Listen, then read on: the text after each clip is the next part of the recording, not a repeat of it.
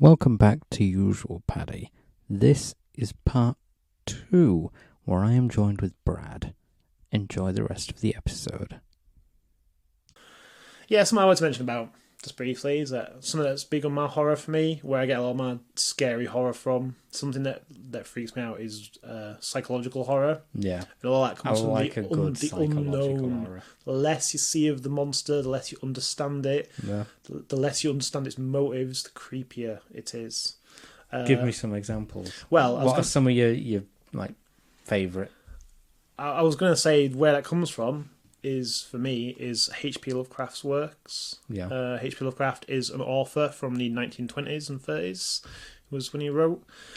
Not really recognised in his times. He was restricted to writing in basically pulp magazines called Weird Tales. He used to do. He did stories for that, and Weird Tales was like a dropping place for all the pulp writers of that period. Sci-fi, horror, stuff that wasn't really that popular and that people didn't really get. Lovecraft has been a massive influence on all that has come since. And it's really funny because people don't often know. I played a board game about 15 odd years ago called Arkham Horror, game that I still have, very fond of. Yeah. And it opened my eyes to the H.P. Lovecraft world because it was like, oh, based on the works of H.P. Lovecraft. And I was like, what the hell is this guy? Not Arkham as in Arkham. Arkham Asylum in Batman is named after Arkham, the city of Arkham, from H.P. Lovecraft's writings. Mm-hmm. H.P. Lovecraft sets his world is always in Massachusetts in America, and he has an imaginary town, Arkham, which is a city, like a city-sized town, and that's where a lot of the stuff happens in the surrounding area. And that's where and there is an asylum, Arkham Asylum, which is why it's called Arkham Asylum in Batman. That's where we got it from. Mm-hmm. But what I was going to say is, when you read H.P. Lovecraft, he's got a lot of short stories. There's dozens of short stories that he did. You quickly realise that his influence on the horror genre, the sci-fi horror genre, has bled into everything that we have now. Ghostbusters is Lovecraftian, like the science against paranormal. Yeah, it's all. The cartoon, the Ghostbusters cartoon, has several episodes about other dimensions. The ghosts in Ghostbusters are other dimensional beings. That's H.P. Lovecraft. Anything that comes from another world, another time and place and space, that's H.P. Lovecraft. Aliens that don't care for us and don't consider us as anything, and if they do, they look at us like we're flies and nothing. Cosmic horror, that's all H.P. Lovecraft. But like you see it bleed into everything. Necronomicon in The Evil Dead. Necronomicon is from H.P. Lovecraft. Yeah. Yep. It's the most powerful spell book. And they read from it. You've got Ghostbusters actually has an episode called The Collect Call to Cthulhu. They pronounce it differently, but it's clearly Cthulhu as in Call of Cthulhu, which is H.P. Lovecraft's a copyright thing. Well, interestingly, H.P. Lovecraft is public domain. It doesn't belong to anybody, which is why it's also so prevalent everywhere, because nobody owns it and you can use it for whatever you like. So I presume he probably covered himself, which is why they changed it just in case, but nobody controls it. So and in that episode of the Ghostbusters cartoon, Collect Call to Cthulhu, they go to the city of Arkham because a relic's stolen from somewhere. Oh, the Necronomicon's stolen, in fact. They go to Arkham, they get helped by like one of the Arkham citizens, they encounter cultists. They encounter like a couple of the alien monsters from the Lovecraft books, Starspawn and a Shuggoth. And then Cthulhu gets awakened, and the Ghostbusters kill Cthulhu by controversial. The idea of the ancient ones, which are like these cosmic gods, they're all out there trying to get bought into our reality to bring about the end of the world a lot of the time, most likely, because we won't be able to handle them come in. You can stop them, you just need to be able to have enough power to do so. When they come, they're only like a manifestation or an avatar or whatever, you can usually get rid of them somehow. The Ghostbusters zap him by getting him to go into the Coney Island roller coaster, and he zap it with a lightning bolt, and he gets hit directly by like a lightning bolt charged by their proton packs and stuff, and it's great, man. Awesome episode. But sorry, I'm getting highly distracted and off on a tangent again. But yeah, H.P. Lovecraft, the stories of H.P. Lovecraft. I picked up Call of Cthulhu, paperback, like little book from Waterstones, like a mixture of short stories. £500. And I discovered, and now it's like you can get there's like third of the books is like £7. It was a bargain, man. Like it got me into all of the Lovecraft stories are great. They're all cosmic horror. He has got a little bit of a formula with a lot of the time, where it's always vaguely the same kind of story, but yeah, they're great. And his influence on my taste in horror has been massive. And you see it everywhere. Once you've read some of his books and you know that kind of world. I mean, his writing itself caused loads more writing throughout the 40s and 50s. People took his work and he added to it. They added more stories, more ideas, and it just grew and grew. And it's based in everything, man. Like, Evil Dead is debatably Lovecraftian in its own way. I'm trying to think what else, really. There's loads of examples. But yeah, that is one of my biggest things, is the Cthulhu mythos and H.P. Lovecraft. Massive influence on horror. But yeah, so let's move on, because I'm yapping about boring books and stuff that psychological horrors. Yeah, so psychological horrors then. I'll tell you one that I used to like when I was younger. I haven't watched it recently. It's probably a terrible movie. I'm pretty sure it got only mediocre ratings, so it's not great. A lot of horrors did, though. Yeah. One that I quite enjoyed when I was a bit younger is The Mothman Prophecies. That's an old one. Yeah, well, I said it was an older movie. Richard Gere, wasn't it? It's like, this is in the 90s movie. It was like 20 years ago, and it was Richard Gere, and it's based on true events, which is one of the reasons it makes it a little bit more scary. The Mothman is an urban legend monster, like a crypto monster. And there's a lot of debate as what it was. Aliens, angels. They're supposed to always be seen... A big moth. They're supposed to always be seen before a disaster, and they were seen, along with a lot of the weird little encounters and things, before a massive disaster that happened. A bridge collapsed and killed loads of people. Real event. So at least I'm pretty sure it was a real event. Something very similar anyway. There was a real event that happened that killed other people, and it's all about that. But yeah, good film. It has lots of uses of... It has lots of uses of noise and like careful visuals. I'm gonna have to watch it again though, because I've only seen it once, but I do remember seeing it. I'll tell you what, I've got a modern horror movie that I felt the same way about. Babadook. Yeah. I didn't think I'd like it because I was like, oh, it's a modern horror movie. It's a weird shitty one. Jump scares, terrible. But you know what? It's actually all right. And I have the pop-up book. Do you? The Babadook? Yes. That's awesome. Does he have little pull-out tabs with the... Yeah. That's great. Yep, with a little dog's neck breaking and everything. It's like... yeah. Babadook came out a couple of years ago. That is a psychological horror in which there's a single mum with a troublesome kid, and she finds a... Kind of like her delving into madness, really. Yeah, well, it's debatable. Again, there's a lot of subtext, and you could probably read it a couple of different ways. But that's a great movie. But then that said, there is still something there, because at the end they're feeding it. They're both feeding it. Yeah, but it's all a metaphor. Giving it worms. Let's say it's all how you feel about it, isn't it? Yeah, I remember watching the film, really enjoying the film, then seeing like some company that the author, director, whatever,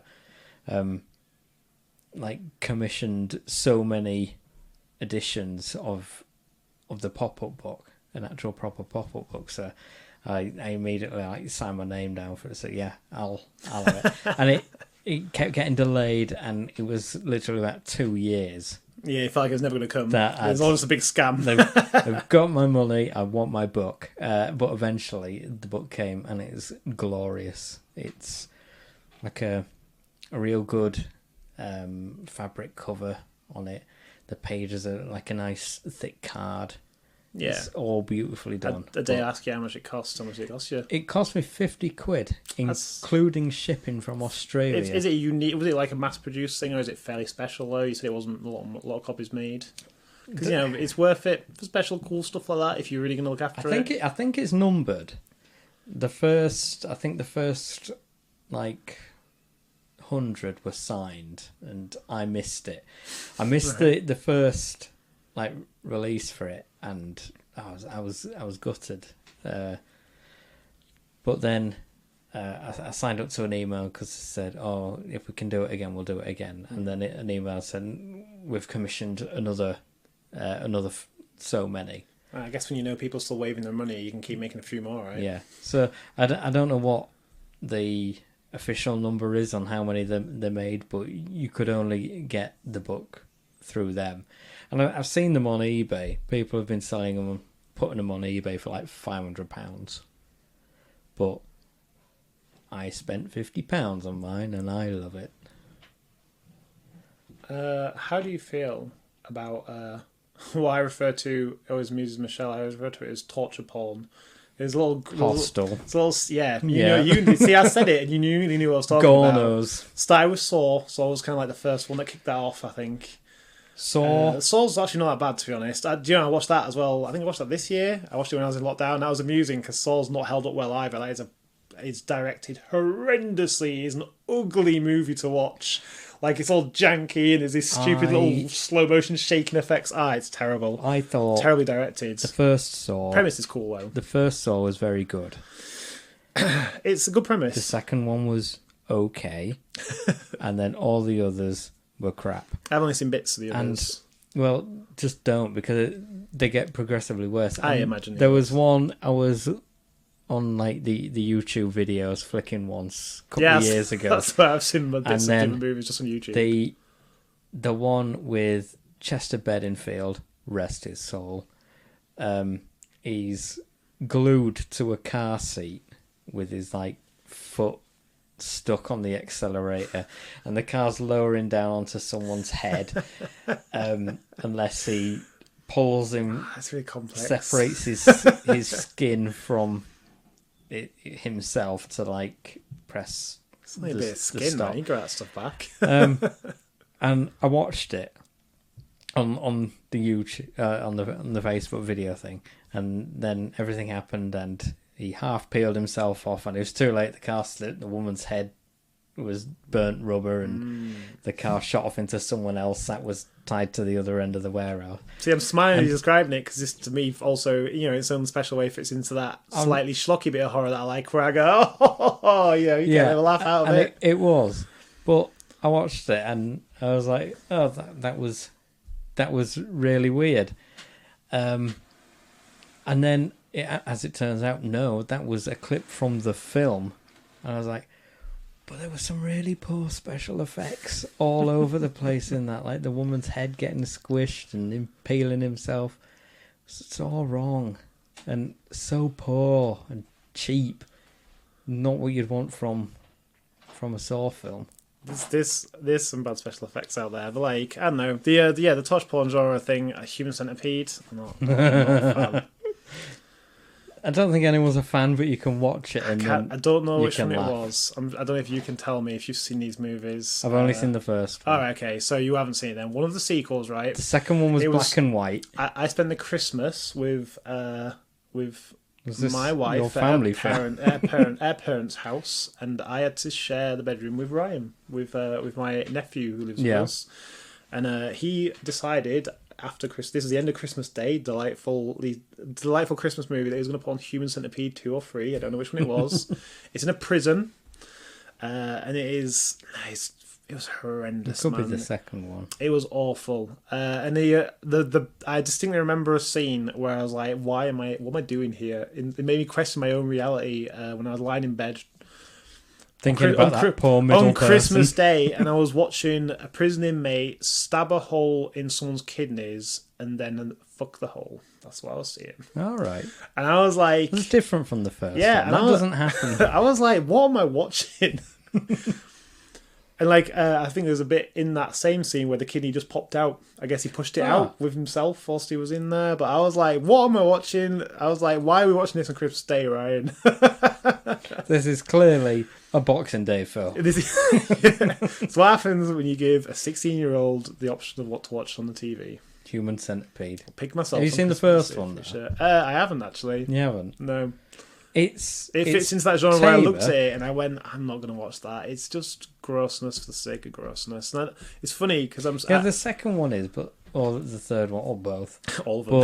All of them. But the first one's bad, but it's its origin and how it was meant to be done. Because the second one it kind of like eats into its own thing because... that was yes, that is the Human Centipede. Yes, that is the Human Centipede.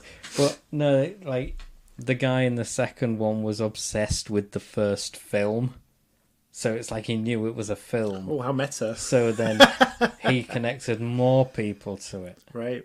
And then I think the third one, even more people went on to it, which it didn't even work with the three people.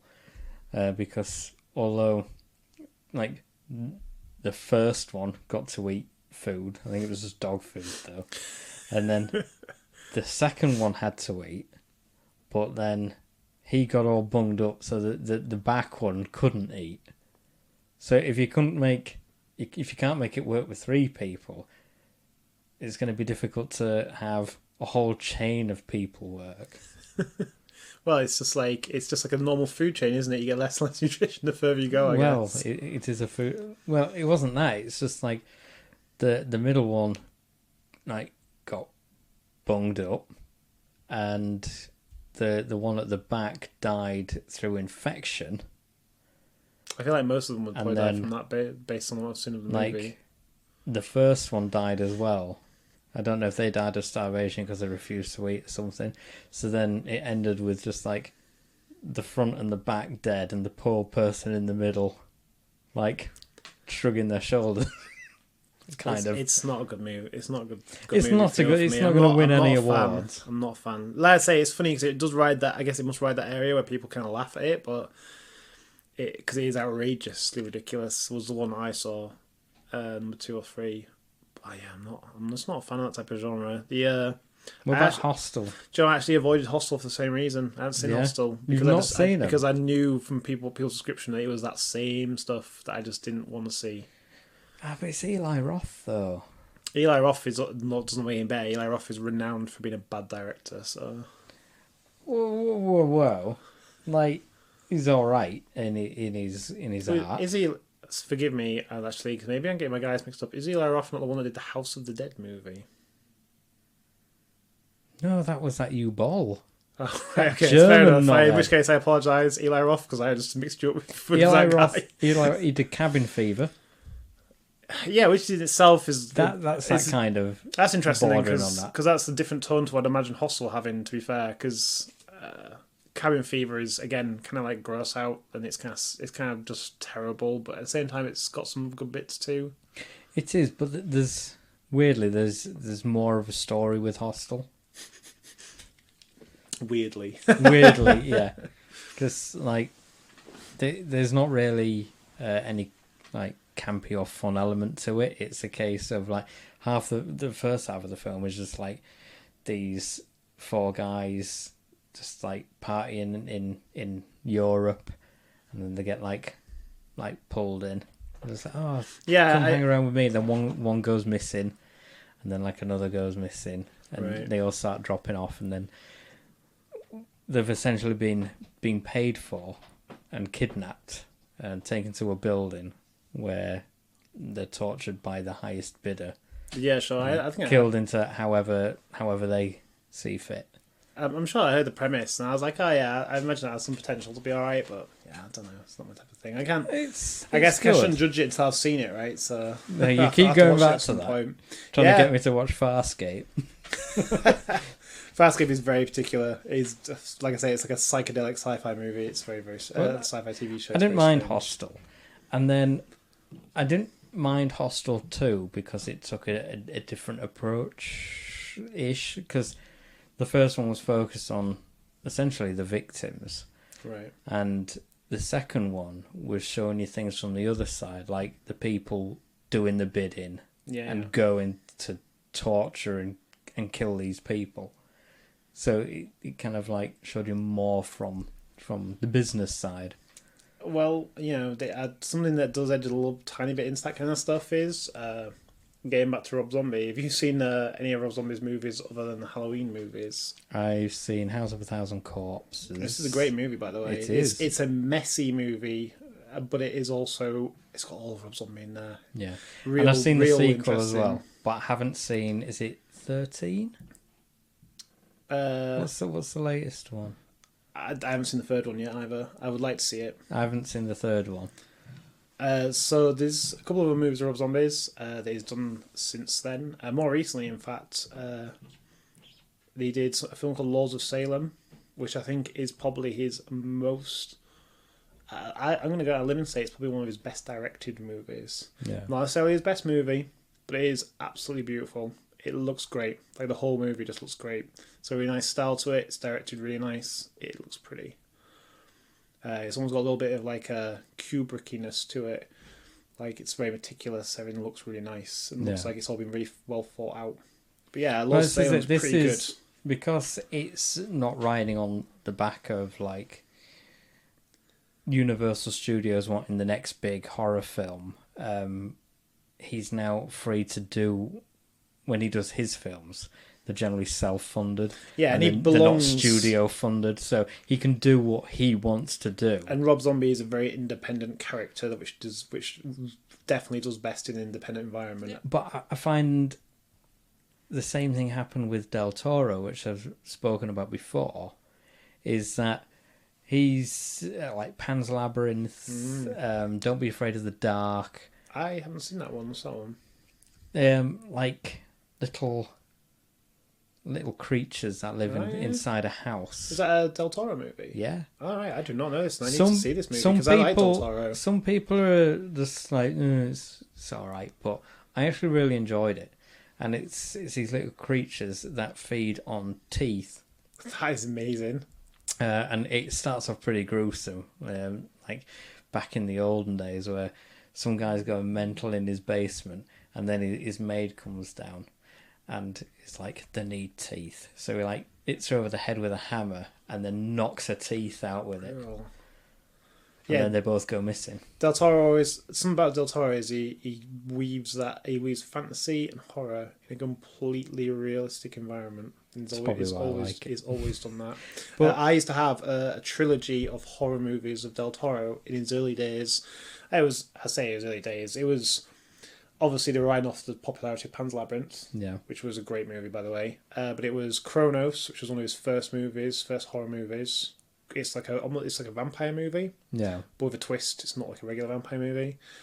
And probably one of my favourite ghost movies, and that is Devil's Backbone, which is a great horror movie. I've heard it, not seen it, which I should, because I like a good ghost film, but there's not a lot of good ghost or haunted house films out there. And it was those two and Pan's Labyrinth in a 3-pack, I think it was. Good movie. What I found after those, more specifically Pan's Labyrinth and Don't Be Afraid of the Dark, is that he went on and he did Hellboy, which was good. I enjoyed the Hellboy. By the way, films. Hellboy again has lots of Lovecraft stuff in it. The monster at the end is Nyarlathotep, which is one of the ancient ones, and also the second one as well. The second Hellboy movie, that's got loads of Lovecraftian references in it as well. Yeah, I don't know why, but it almost seems a given with Hellboy. What's that? Maybe have Lovecraftian stuff. Yeah, a lot of Lovecraftian stuff also had cultists and like witches. Anything with witches in is Lovecraftian as well. It's not where it came from. Witches have been around for hundreds of years, but like Lovecraft would love that stuff. The secret covens doing things and yeah. But I found that the studios gave him a ton of money, and then he made Pacific Rim, and I just found it completely the opposite to what he's done before and what I like him for. It's almost like he's been given this ton of money and it's gone to his head and he's just come out with this thing. And I watched it and I thought, this is a poor film.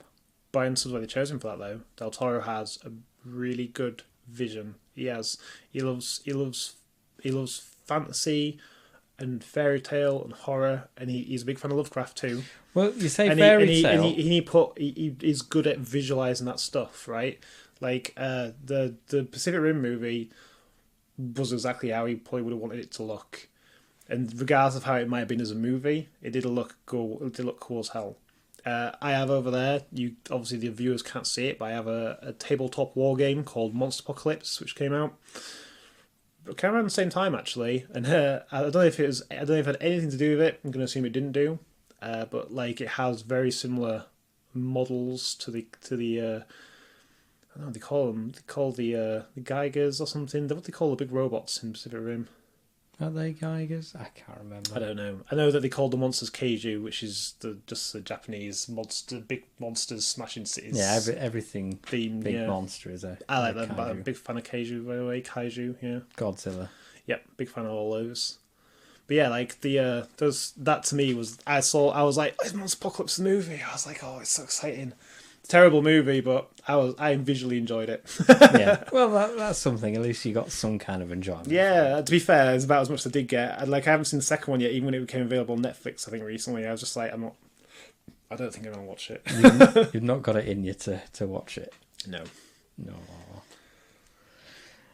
No, it's because Charlie Hunnam's not in. But no, I just found it like really flat, and it was, yeah. There were like just little things that annoyed me, like all the countries were like trying to out kill the others, and then the Australians, the guys from Sydney, are both like British actors putting on accents. It's like there's like millions of people in Australia, you couldn't find two. Is that what bothered you about it? Yeah, but like to me, it was all poor accent. Well, it wasn't the only thing. It was no substance. Poor accents were just like. Why? It was Transformery. That's what it was like. It's like a Transformers movie. It was all visuals and no substance. Crocodile Dundee in there and with a big knife, and him that plays Mick Taylor in Wolf Creek, and then we're good to go. Didn't it do really well though? Unfortunately, because they made a second one. It clearly did really well though. So, regardless of whether you think it was a terrible movie, but again, it was what appealed to the masses. The masses are wrong. The masses are wrong about horror specifically. Yeah, definitely horror movies. Except things like A Quiet Place, which it was a good horror film. I've kind of avoided Netflix horror movies. Is A Quiet Place? What's that? The Bird Box, or whatever it's called. Yeah. The Bird Box. Yeah, is that horror? Is that like a horror film? Yeah. Yeah, I've kind of avoided them. I was like, if you see it, you die. What, the movie? No, because I've seen the film. It wasn't too bad. Now I watched Annihilation, which is that Netflix one as well. film. That's that one with Natalie Portman in it. Yeah, and that looked alright. It's like a sci-fi movie, but I was recovering from a stomach illness. Alright, so it's flawed your vision. Phoned in sick from work and watched it. And I thought it was okay, but I just thought, this is poor. But I thought if I slate it, people are going to complain at me saying, "Oh, because it's just a complete woman cast." So that's not what the problem is. The problem is I just found it quite poor. The whole fact that there's this dome that appeared that the government are trying to keep secret, and it's in today's day and age, that's probably pretty hard. It slowly keeps expanding. So we've sent a team in. They've disappeared. We can't get hold of them. So we need to send this amateur group that don't know. Well, yeah, it probably is. We're going to send this amateur group of people in because they're our last ditch attempt to find out what's going on and close it off. I just think this is like a really big area that is covered, and you're saying that no one has just accidentally seen it or come across it. Yeah, there's a lot of wilderness out there, to be fair, especially in America. There's a lot of wilderness. It's a big place, you know. It's not like the UK where like we have wilderness here, but it's literally like an hour away from anything. Oh, like the area's a no-fly zone, like that shit you can see from the horizon. Yeah, right, someone's going to see it. But that's my 2 cents. I've got an exciting thing for you then, because you've actually naturally brought us to something I had written down in my notes. Obviously, and I assumed something you were going to do is ask what my favourite movie is. What is your favourite movie, Brad? It's something's favourite horror movie. I thought you were going to ask me that. It's something that people ask me. It would have been. We'd have got there eventually. It's something that people ask me all the time because I obviously have, as you know, quite a lot of DVDs. I have about 1,000 DVDs. I've had a lot of DVDs, and before I used to have a lot of VHS as well. I've always been a collector of these things, and do you know what? I actually haven't collected that much recently. I mean, we're at the age now where you don't need to. Because on Netflix, I can watch whatever I want. Yeah, but I even, as much as I hate to admit it, I've watched things on Netflix I own because it's just easier just to go by Netflix, done, there it is, they have to get a DVD out or anything. This is the age we live in now. If I really like a film, I want the hard copy for if there's any time when I don't have internet, I can watch something. Yeah, no, I agree. I mean, there's stuff as well that I can get on DVD that I just cannot get in real life. However, Netflix doesn't have everything. I refuse to pay for Netflix and Amazon and Disney and everything else. There's too many subscription things between two of us. She has Netflix, which I'm on. I have Amazon Prime, which she's on. You guys getting kind of invested by force by living together. This a friend in another location. Oh, right, cheeky. And sorry, Amazon's not listening. Sorry, and I have Disney Plus as well. Yeah, which I seem to only watch The Simpsons. So I'm still getting some use out of it. I didn't even get it from Mandalorian. I just borrowed a pirated copy off my friend. Shh. But yeah, so that I'm not bothered about. But like I said, if I'm short on internet, I want to be able to watch something. But again, like you, I'm not going to pay for something that I own. No. And then sometimes I've gone on to both and said, "Oh, I want to watch this." Yeah. I know, and it's not on Prime. I'm okay. I got it on DVD. I can't even rent it on Prime, or it's just nowhere to be seen on Netflix. And I've got some obscure stuff too that you really can't get, so it's nice to have. I like a hard copy of the film. But yeah, so anyway, obviously I have a lot of DVDs, and people, and also I have a reputation amongst my friends and my family who've been having good taste in movies, whatever that means, because everybody likes their own things. Yeah, that's it. Yeah. It's because when I was in my teens, I was like, I'm going to do the top 500 movies of all time. And it's a big thing. Everyone was like, oh, you did top 500 movies of all time? Yeah, at the time. At the time, like, The Dark Knight was in the top 500. And it probably wouldn't be now, because a lot of films have come out since. Yeah, exactly. This is it. So, but what it did do is it allowed me to watch a lot of great movies I probably never would have watched without having just followed a list. Yeah. And, like, I've seen some amazing movies that people just never know about. People don't know about them at all because they've just never seen them. But so therefore people ask me all the time, what is my favourite movie? And I'm like, mate, I've got like 1,000 movies and I've seen thousands more than I own. I cannot tell you what my favourite movie is. This out of every genre, I'd still give you like 20 movies. So, but what I did do is, I was like, do you know what'd be more relevant to people listening, if anybody listens on here at all? Like, to me ramble for all this time and you ramble listen. for all this time. Yeah, I'll listen, yeah. I've already heard me, I'm here. I was like, oh, do you know what'd be a good idea? 5 Netflix horror movies. They're on Netflix right now. I sat last night and scrolled through all the horror-themed ones. By the way, Netflix... You've done your homework. By the way, Netflix, your horror movies set up... In fact, your category setup sucks. So on Netflix, you have horror and scary movies and thrillers, which also have some scary movies in, and sci-fi that also have some scary movies in, and terrifying movies or something. Yeah, it's like, mate, I don't know if they use algorithms or what, but it's poor. But yeah, I was like, Netflix, just have horror. I keep seeing The Visit, the M. Night Shyamalan film, The Visit under comedies, and well, it is blows my mind. Movie. To an extent, it is, but I wouldn't put it next to like The Hangover and that kind of category. But yeah, so what I did have to do is, rather than what I thought would be an easy task, where I could just scroll for horror movies and see what they had and pick 5 movies. I was like 5 movies. I was like 5 movies. They're on Netflix right now that you can recommend to people to watch this Halloween. That's what I did. Go on.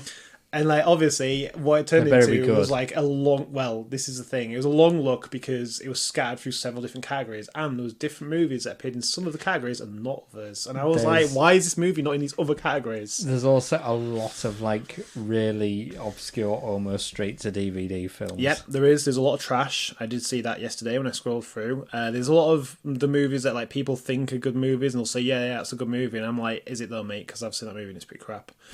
So what I've done is I've gone through and I've picked out 5 movies I think are actually pretty good movies that like some of them you may know, some of them probably haven't even thought about, or if you're a younger person you wouldn't even know this movie existed, and I'm going to tell you about it and tell you it might be alright to watch.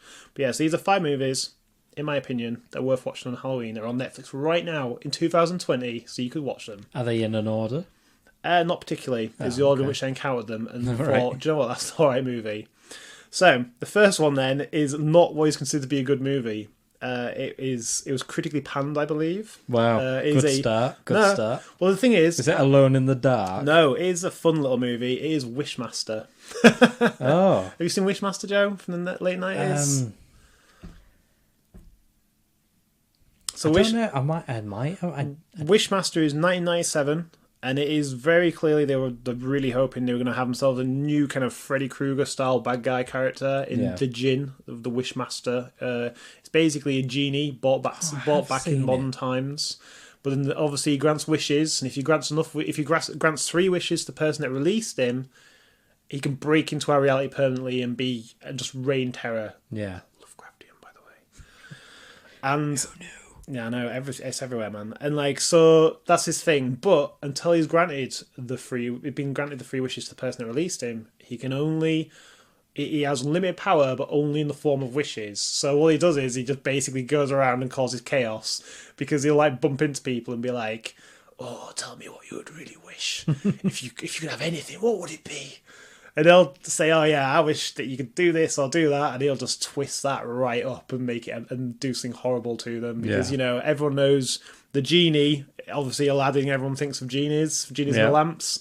Genies weren't like that back in the day. Like the old genie that came from the original myths was an evil demon which was trapped in something, and the demon could grant wishes, but it would always twist them to make them bad because it was a demon. Yeah. And this is one of those. And I have seen it. I'd be surprised if you hadn't. It was that kind of time period. Barely remember it. So it is. Let's. I'm going to be truthful about it. It is a pretty terrible movie, right? It's real kind of hammy. It's real schlocky, but the Wishmaster is a delight. Every second he's on screen, I had a smile on my face. He's at least as charismatic as some of the other kind of horror movie icons. Yeah. He's chomping the scenery with his overacting and hamminess all the time. And a load of sequels as well. There is. The first one's all you need to own. It's got some great physical special effects. That's something else that's pretty cool about it. It's got some real nice gore. It's got some really rubbish 90s CGI special effects. Yeah. But it is a pleasure. It's a B movie pleasure from the 90s, and I recommend it. So cool.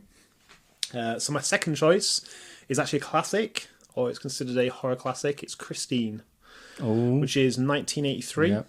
Plymouth Fury. Yeah, it's a car horror movie, which is great. Most people are like, "How does that even work?" And you're like, "You'd be surprised." It's held up very, very well. If they've not seen that, they've seen Futurama. Yeah, maybe. Yeah. So Christine is a horror movie classic. A young kid gets himself an old car. A Plymouth Fury, nice car. He does it up, makes it look all nice and pretty again. And it turns out the car has a sinister past. And the sinister past is not known, but the car is evil.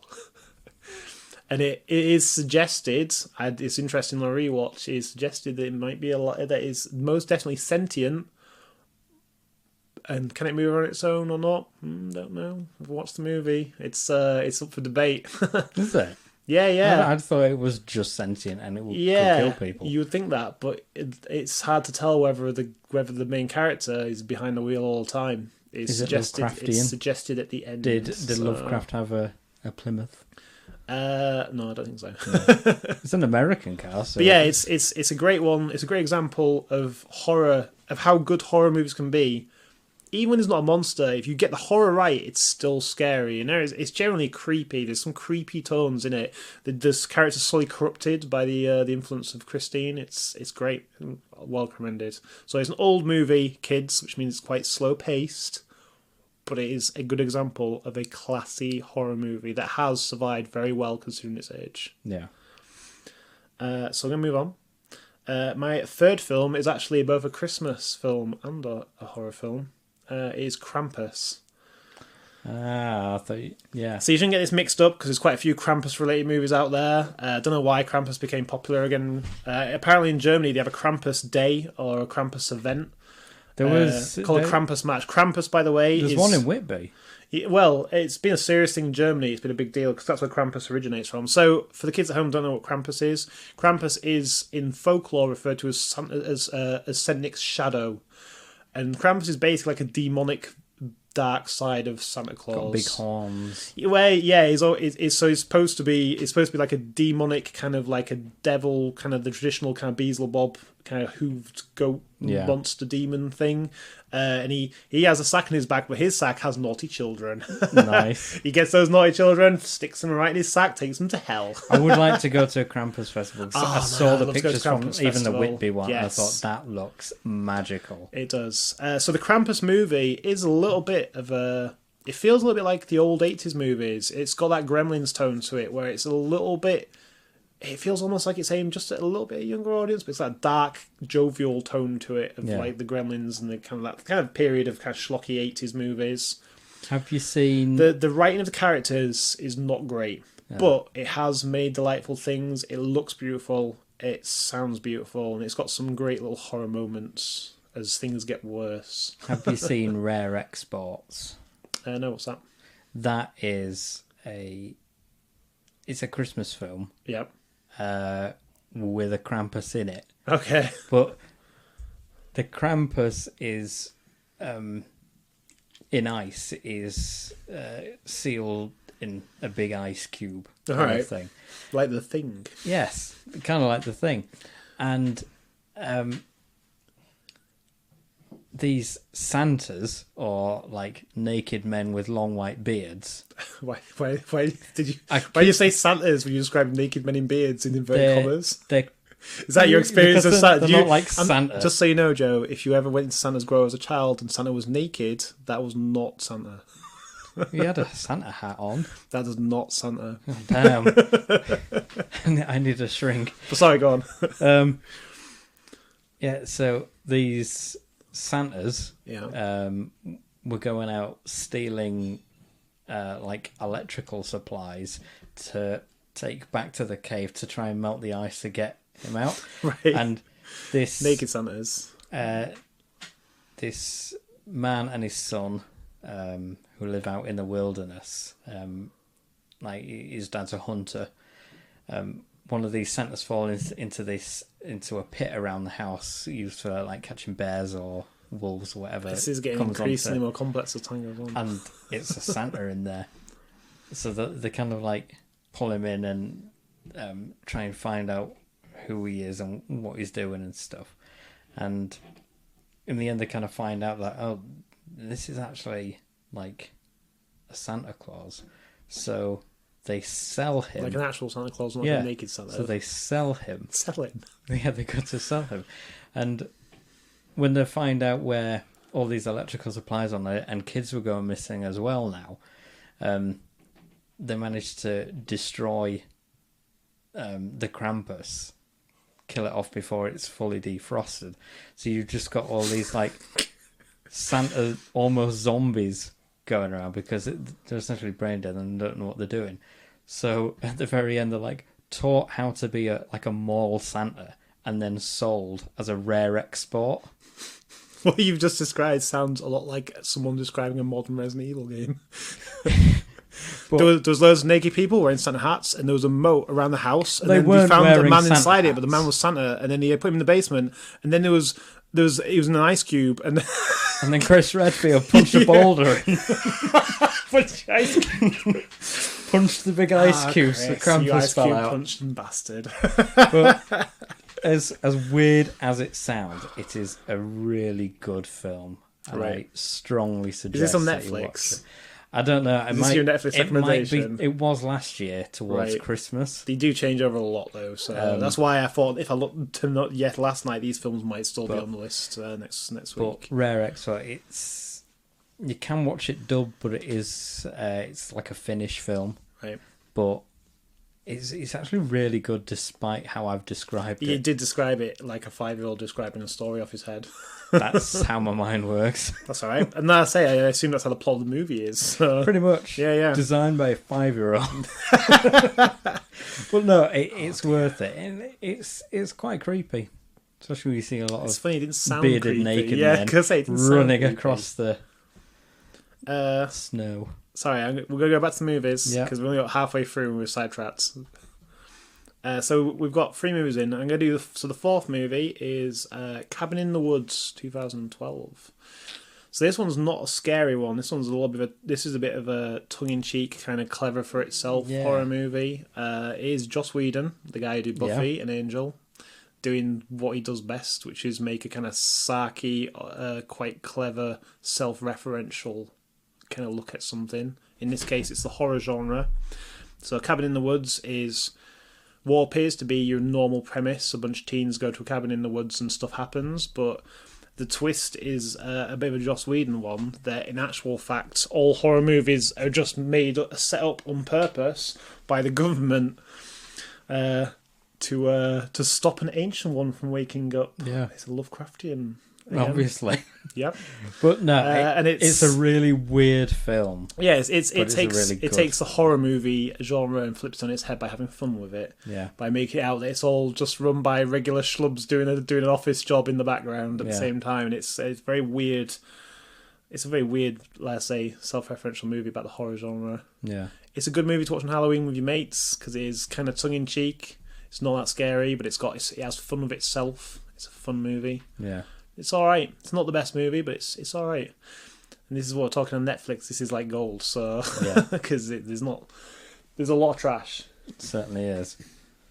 So the last one I put on my 5, because I've got a couple of honourable mentions, is Labyrinth, which we talked about earlier. So Labyrinth is 1986. It is a delightful fantasy movie. It is. I say it has got horror elements in it. The hands. I find the hands creepy. Yeah, there's a lot of weird stuff, man. It's creepy when you look back at it. So Labyrinth is my choice for if you have the family around for Halloween. If you've got the kids going to be stuck in, if you decide you don't want to trick or treat this year. Lockdown. Yeah, if they decide you don't want to trick or treat this year because you're afraid of the COVIDs, then Labyrinth is a good choice for the kiddies because Labyrinth will terrify them, as all 80s movies did for children back then. Yeah. The story premise is pretty simple. There's a girl babysitting her little brother, and she complains and moans about her brother because he's misbehaving, and she wishes for the Goblin King to take him away, and oh look, the Goblin King does. The Goblin King is played by David Bowie and his man package. Yeah, everyone always goes back to the man package. It's because it's hard to ignore, my friend. I'm practically in your face. I'm a straight guy, but David Bowie's man package made me feel like a little bit like a woman. Ew. But yeah, so Labyrinth, man package aside, is a great family movie. Apart from a giant cod piece rattling round. If you've never seen if you're a bit younger person maybe, and you've never seen like an 80s fantasy movie to see what we were talking about, the fantasy movies were very different back then. It was all visual, physical effects. It wasn't CGI. It was puppets and animatronics, and it looks amazing. It still looks great now a lot of time because it's real things, and your eyes know it's real because it is. There was the whole thing about Hoggle as well. Like, the puppet of that disappeared. Yeah. Or did it either disappeared or it just randomly appeared in an airport with, like, no paperwork of where it's going, and no one picked it up? Because, I mean, it's been thrown away somewhere. That'd be pretty disappointing. It's probably priceless Part these of the days. lore, I suppose. Yeah. I just don't know. But yeah, so yeah, that is my family choice out of my 5 movies. I think it's a great one to watch as a family because it is a fantastic fantasy film with a few horror elements. It's a good Halloween-y feel movie. It's got monsters and creatures. Yeah, good times. So that's my 5 movies. I'll go through them again. It's Wishmaster, 1997. I'll put the dates on just in case there's any remakes or anything on there that you get confused by. Christine, 1983. Krampus, 2015. Cabin in the Woods, 2012. And then Labyrinth, 1986. And now I've got 2 honourable mentions. 2? Ones that I found that weren't in the horror genres, but are what I would consider to be good movies to watch on Halloween. I've got one more family one, which is Corpse Bride, 2005. Corpse Bride is is made by the same people that did Nightmare Before Christmas, and is the same animation style, that kind of stop-go motion with very, very distinct gothic artwork look, the Tim Burton-y look, very, very pretty. And I know this is controversial and would upset people, but I actually prefer Corpse Bride to Nightmare Before Christmas. To be honest, I think it's a prettier movie. I find Nightmare Before Christmas overrated myself. I think Corpse Bride is better. But I don't know what it is that people have such fondness to it to revolve their life around it. But I think it's over-marketed. That's the issue. It's been over-franchised and they've made a lot of money out of it, and that's why they push it so hard. It's a Disney film as well, isn't it? Yeah, it is, yeah. Corpse Bride is... I don't know if Corpse Bride is a Disney film. I don't know if Corpse Bride is. It was made by the same people and done in the same style, but it's not. It's got a different tone to it. It's still a great animation. It looks beautiful. I love stop-go animation in general. I always have done. And it's fantastic looking. So it's a good family movie. It's got... Like I say, it's everything you want for a Halloween. It's very Halloween-y. The underworld, the afterlife is great fun. Everything's bright colours and crazy, as opposed to the living world, which is all miserable and grey. So, good family movie though. And then my other honourable mention is a thriller to me, is what category I put it in, but it definitely has horror elements, and that is Misery, 1990. Yeah. See, it didn't in horror films, but I'd definitely say it's a pretty scary movie at times. Misery is so it is a thriller. I think it's based on a Stephen King novel. Yeah, Stephen King novel. There's a lot of things is. based on Stephen King novels, but yeah. So Misery is a writer of a book. He has a crash, and he's found and rescued by somebody, and the person he's rescued by just happens to be one of his biggest fans of his books. And obviously he has a broken leg, so he can't get away from her. And it's not all he gets. And at first, it's okay. She's nursing him to health, and she's a little bit weird, a little bit eccentric, but it's cool. And she finds out that he's writing his last book of the series because he's going to kill the character off. And unfortunately, his biggest fan kind of flips her top about that, and it takes a very, very dark tone and becomes a bit of a hostage escape movie. And like I say, it's a good horror movie. It's a good horror movie. Do you want something about monsters? That's going to all horror elements, just the scariest thing of all, humans. Misery's your movie. So that is my picks for Netflix for this Halloween. Anything that's not on Netflix that you just think, oh, it's Halloween, you should watch this. Yeah. So just off my head then, personal preferences. One of my favourite horror movies of all time, almost without a doubt, is John Carpenter's The Thing from the 80s. Yes, I agree. It's probably one of... And by the way, don't watch the remake that's also called The Thing. It's a prequel, It's a prequel, soft reboot, yeah. This is what I'm saying about these One of my future wives things. is in that, so be careful where you go with this. Okay, noted. I don't know who that is. Well, it's not Tormund from Game of Thrones, I can tell you that much. Okay. But yeah, so... the original the original thing was called A Thing from Outer Space, I think, and it was like a black and white movie. So yeah, John Carpenter's The Thing from the 80s. I will say 1986, but I'm not sure. Don't quote me on that. But yeah, John Carpenter's The Thing. Classic one is a bunch of guys on a research base in Antarctica. There is research bases down there. I don't know what they do down there, but they do. Research. Yeah. And what they do is they have a helicopter with two guys, machine guns fly into the camp and start shooting at them. What he's actually shooting at is a dog that's run into the camp that they've been chasing. But they kill both the guys, thinking that the guys are attacking them. They put the dog in the kennels and they go to find out what happened, because the people that they kill are from another research station nearby. I think a Norwegian one, if I remember correctly. Yeah. And he goes to the Norwegian research station, and it has been trashed. It's been left in, we're talking Antarctica. It's not like there's anyone around. They can't go for help anywhere. And they find a place that's been trashed. Everything's been wrecked. And what they do find is something mysterious, burnt and crispy outside. And they bring it back to have a look at it. It turns out to be a horrifically mutant, mutilated body, weird things, multiple faces, and loads of arms. The Thing, yeah. And as it transpires is Norwegians happen to find a spaceship buried in the ice, and they dug it up. And nearby they also found one of the occupants of the ship, shape-shifting creature called that is The Thing. And unfortunately the dog turns out to be The Thing, and that's why the Norwegians were chasing it to try and kill it. Yeah. And it triggers, it goes off and starts ripping the place apart, and all hell breaks loose. The thing about The Thing that is great, two things.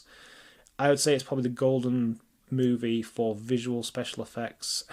The special effects, for the most part, are absolutely incredible. They are sick and gory. The chest scene. And highly memorable and exceedingly original and incredibly just...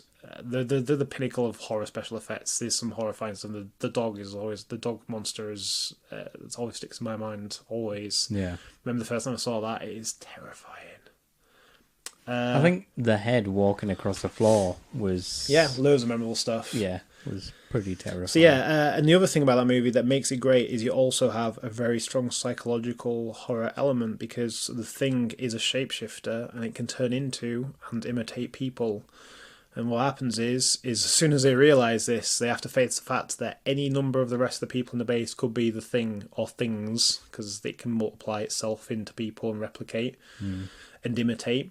So everything breaks down into chaos as the crew of the research station falls on each other out of paranoia because they don't know who to trust, and it is fantastic. So how do you think it properly ends? Because there's some speculation, isn't there? Like, do you think they both end up dying? Well, if you believe the prequels, they suggest that the original the strong theory is that the black guy at the end. There's only Kurt Russell and the black guy. What's the black guy's name? I can't remember his name. I can't remember his name.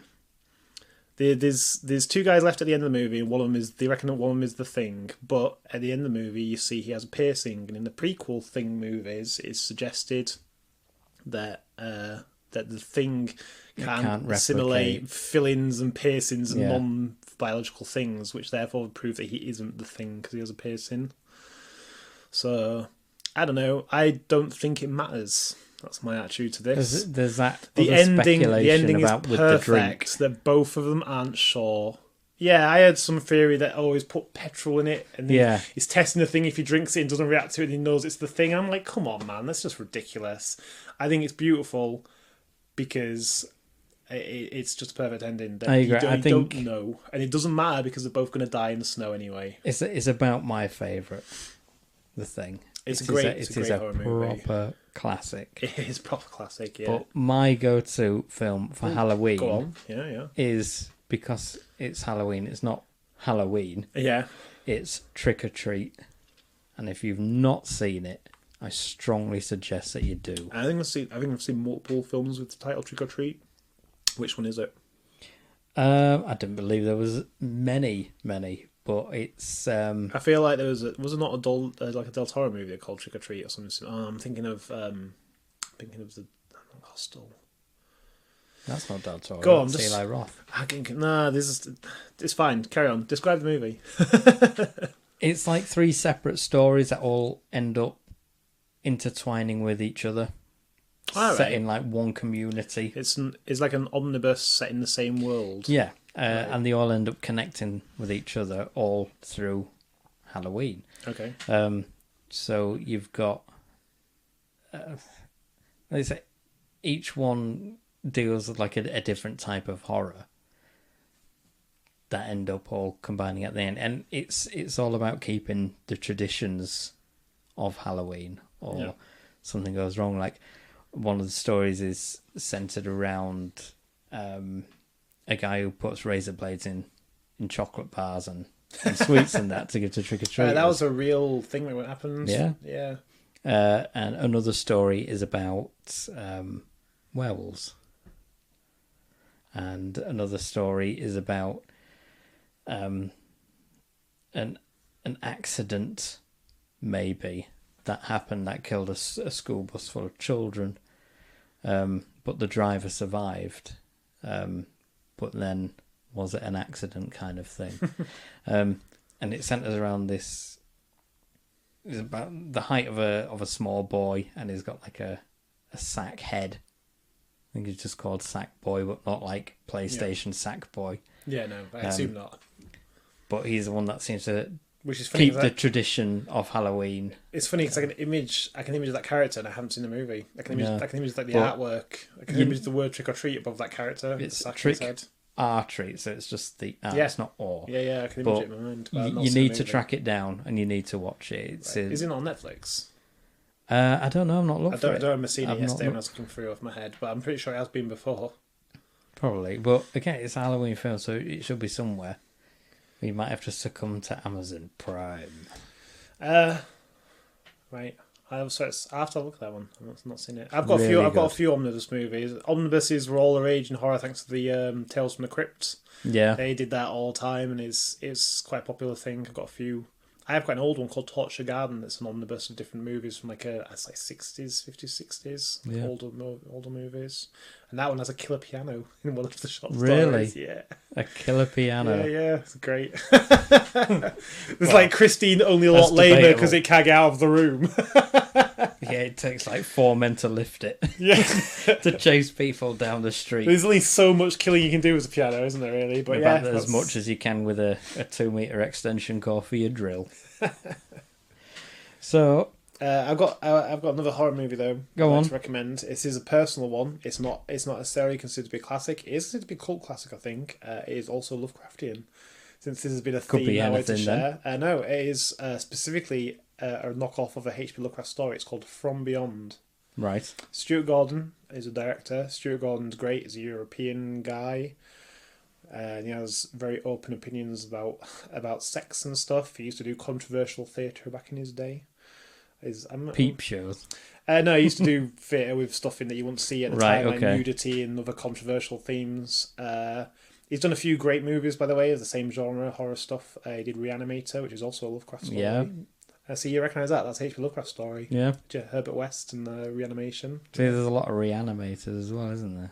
Isn't there a few of those? Yeah, the sequels are all here. They only did one in the H.P. Lovecraft stories, but yeah, there is 3 different Reanimators. I think I've got 2 of them. I've got Reanimator, and I think I've got the 3rd one randomly. I actually haven't watched the 3rd one yet, though. So Oh, you just have it and not watched it. yeah, I do do that sometimes. I buy DVDs and don't get around to them because I have so many DVDs. So, but yeah, so From Beyond is a classic Lovecraftian tale of which only the first 5 minutes is the actual story. It's a guy has invented a device, and if you switch the device on, it activates your pineal gland, a gland in your brain. And what it allows you to do is see outside of our reality. So you'll see into the other worlds around you. The catch is that things in the other worlds can see you too. Ooh. And by being in it, you Like also Bran Stark. and by being in it, you also affect it too. So and that's like in the H.P. Lovecraft story, original story. That's pretty much the whole book. Yeah. The whole short story is done right there. They go way further, and it is schlocky B-movie greatness. There's goopy, gross, sticky monsters. There's great visual special effects, like solid practical effects rather than CGI and stuff. There's sex and nudity. It's everything you want, I think, from a schlocky Halloween horror movie. Dodgy horror. Oh, it's got Barbara Crampton. Oh, Barbara Crampton. Yeah, having a little moment there. Oh dear. It's one of my future wives if my current wife ever leaves me. Well, you know where to go. Yeah. But yeah, so that's my other Halloween recommendation. If you want something a bit more schlocky and fun than the Thing, which is a very dark and depressive movie, I think. But still a very good. It's a classic and good movie, yes. But if you want Always will be. if you want something a bit funner that you can sit around and have drinks and go. Halloween's not generally about fun, though, is it? Well, what are you kidding? Halloween's all about fun. Trick or treating, run around getting sweets in the dark when you're a kid. With That is like razor party blades times. in them. Only because adults make things so uncool for kids. God, everyone's got spoil the fun.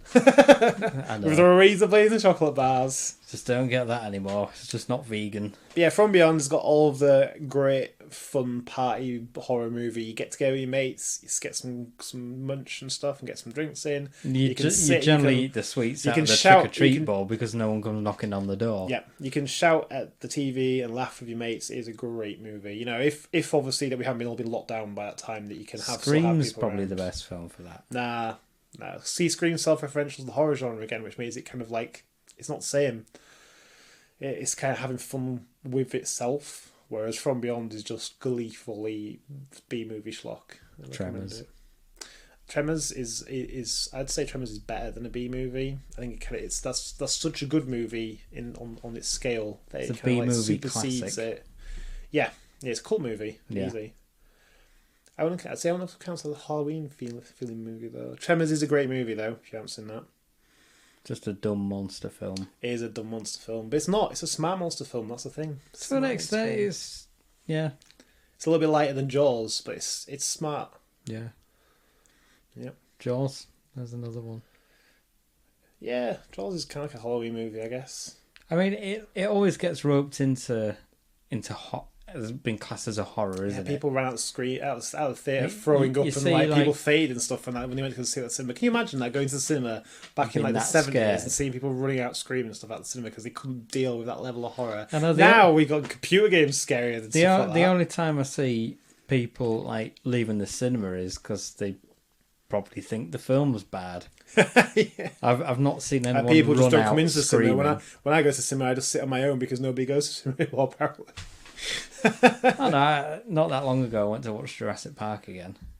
The original one? Yeah. Sweet. I'd love to see it. They're playing quite a lot of old films at the minute, with there not really being any new films.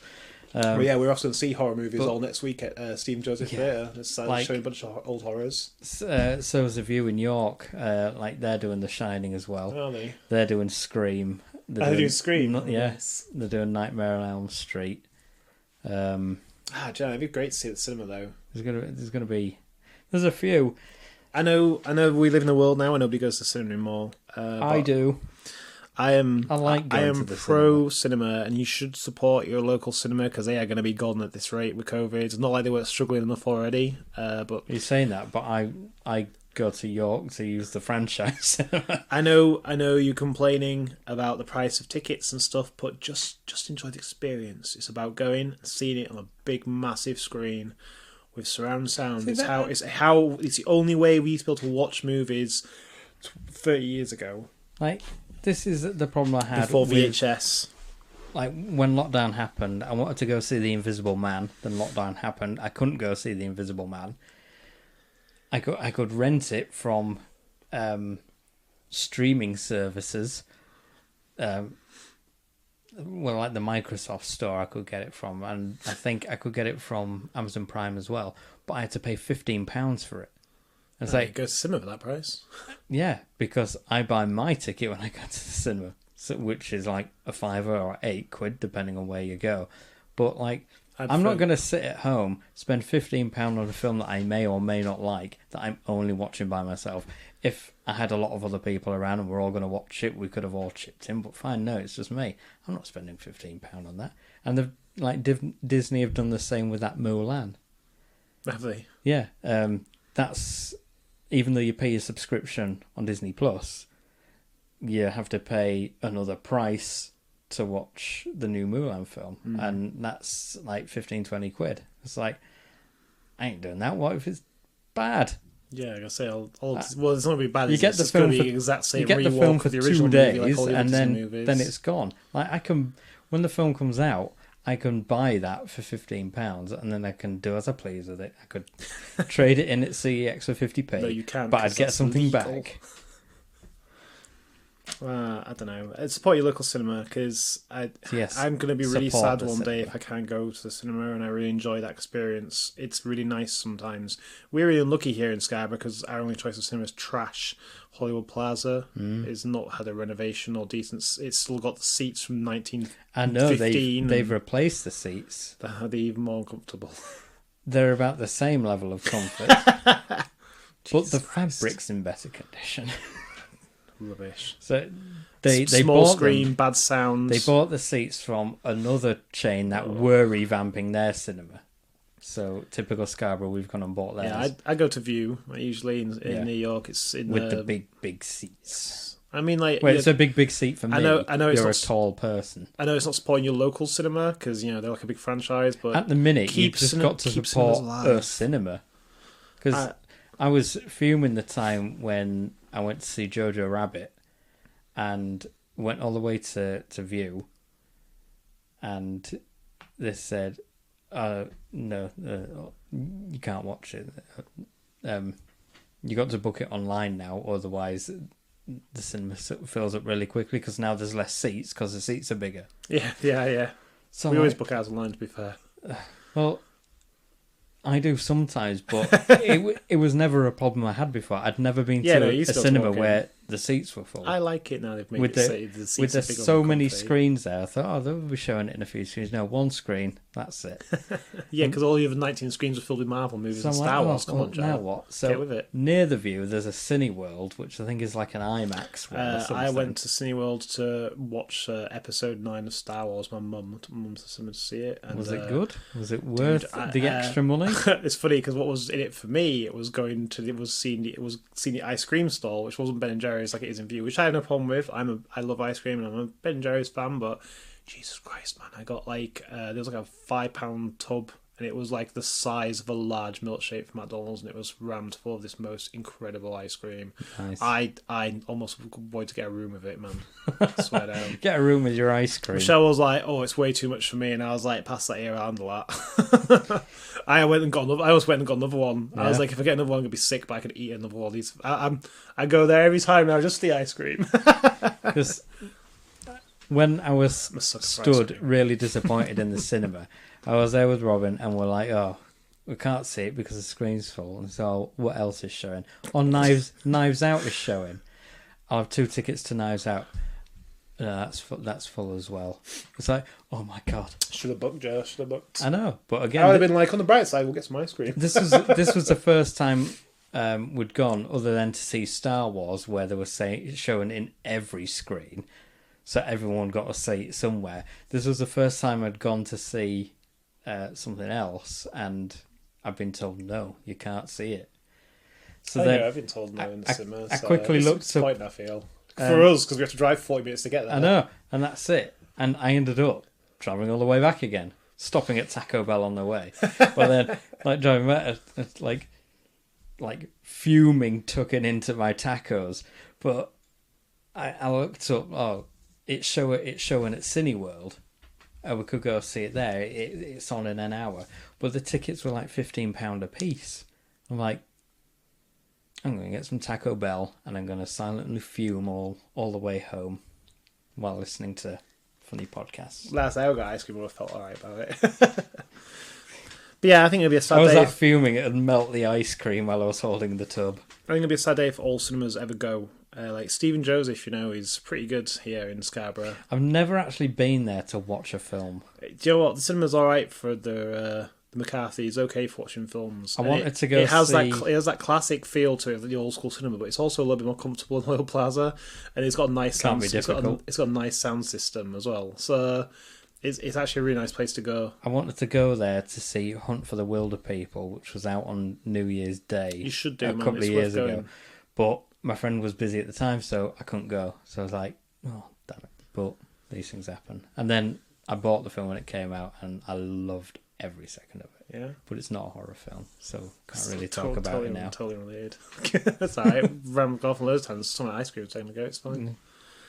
Ice cream. See, we can still keep it horror related. We had a good time. Anyway, we're going to wrap this up now. Yep. I feel like we've probably rambled so long that everyone will be asleep now. It's probably a good place to final sleep to. Final words? Final thoughts? I don't know. I guess the scariest thing... What's that noise? The cat is trying to work the Bluetooth speaker. All right. Awesome. This is what you get for filming at my house. You get my cat skating and everything. To be fair, they've not done too bad. Yeah, no, I haven't got anything to add. We've talked plenty, I think, for now. We have. We'll talk about movies. We can do it extensively forever. That's it. How was your first podcast experience? It's all right. I feel like that we probably bored everybody. It doesn't matter. But like, I guess if kind of do this for like our own entertainment, and if anyone else wants to, no, it's the scratching post now. Yeah, I know. Other cat. We'll just walk out and leave the cats to make noise the last 5 minutes if you want. That's it. They're like, oh, they're wrapping up. We'll be all right now. We can go in. But no, it's a case of it's just like, as the people that have been on here before, like, we are just recording our conversation, and if anyone wants to listen to it now, they're more than welcome to. So it's a case of like, just us having a discussion, finding out more about anyone that comes on, and then if anyone wants to listen, well, good for them. The only thing is I have to introduce it. And you only got until Halloween to get out, because you also want to get out Halloween. That's it. I have to like hurry up with the artwork and get it sorted out. Sorry about that, Joe. No, it's my fault for leaving it so long. The problem is, like, I record an episode and it just takes me so long to get the motivation to get all the artwork and get everything done and out. Sorted, that it's like months have passed. Like the one that was uploaded like a month ago was recorded like back in June or July or something. Oh, goddamn, man. But I'll get there eventually. Thanks for having me. I appreciate the chat. It's been fun. Do you want to come back sometime? Would that be cool? Yeah, obviously. Cool. You're down with it? Yeah, it'd be fine. I have to meet the guys sometime. There's a dangerous. I think I'm sure I'll get on 5. I can have 4 microphones plugged into this. As long as you don't talk about freaking Final Fantasy or anything, that'd be fine. Are you like me? Are you not a Final Fantasy guy? No. Oh, yeah, so when their wits are on, I'll turn their microphones off and then we'll just talk about... So, let's talk about ice cream. Yeah. What is your favourite ice cream? Because it's Halloween related. Well, you actually asked me just before we go off randomly. I don't know. Ben & Jerry's is pretty good usually. I don't care about brand. I mean, ice cream. I'm getting into the flavours. Sorry. If you don't know the brand, how do you know where the flavour comes from? Well, just like regular. Like, are you a vanilla man? Do you like lemon? Do you like? No, man. I like.